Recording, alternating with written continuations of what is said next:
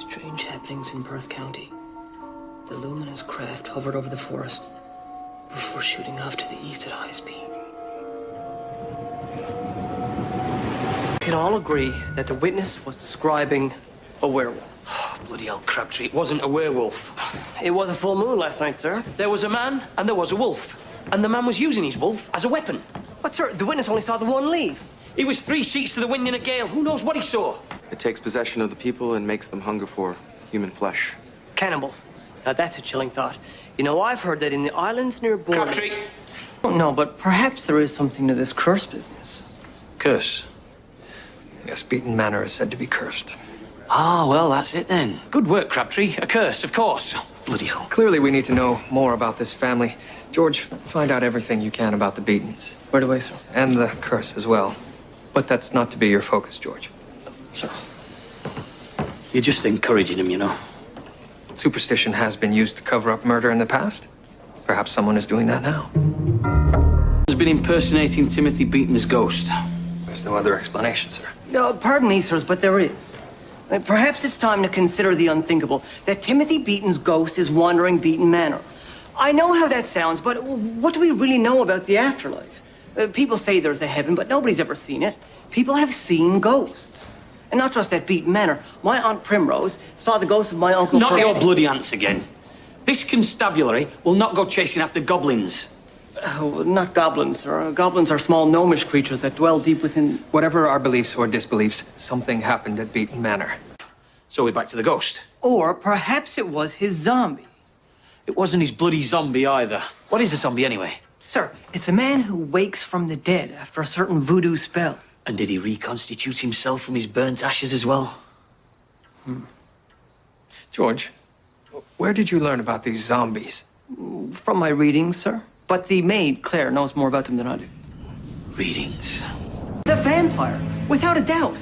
What the bloody hell is a vampire? Oh, it's a vile creature, sir. A human corpse that rises from its grave after the sun goes down. And to sustain its undead existence, it drinks the blood of the living.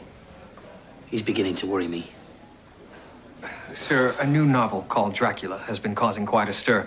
It's based, of course, on a vampire. It's a terrifying tale, sir. Chilling. It's not unlike my own murder mystery, although I must say I find Bram Stoker's prose to be rather long-winded. Bram Stoker?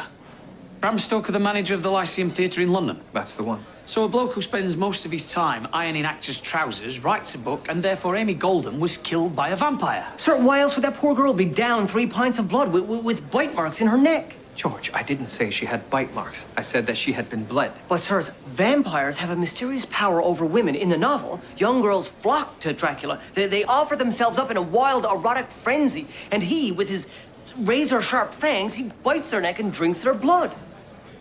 It's true! Werewolves, Martians, ghosts, now vampires. What next, Crabtree?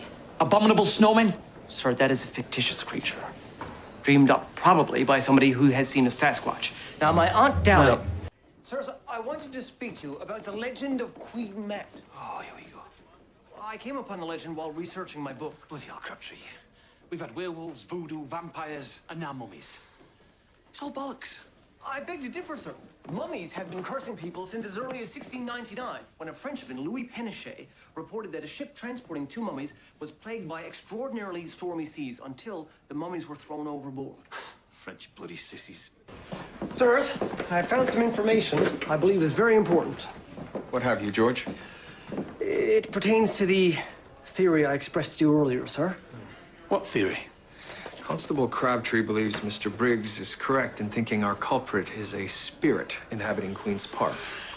Spirits! Hear me out, sirs. I paid a visit to city records to look into the history of the legislative buildings, my thinking being that if it had been built atop a cemetery, that would explain souls of the dead rising up in anger about being disturbed. No, George. But, sir, what I discovered is far more interesting. All right, I'll nibble. Go on. 30 years ago, on the very land on which the legislative buildings now sit, was the University Lunatic Asylum for Insane Women. So? So? That explains why Queen's Park is haunted. What soul is more likely to languish in restless disquiet than that of a deranged woman?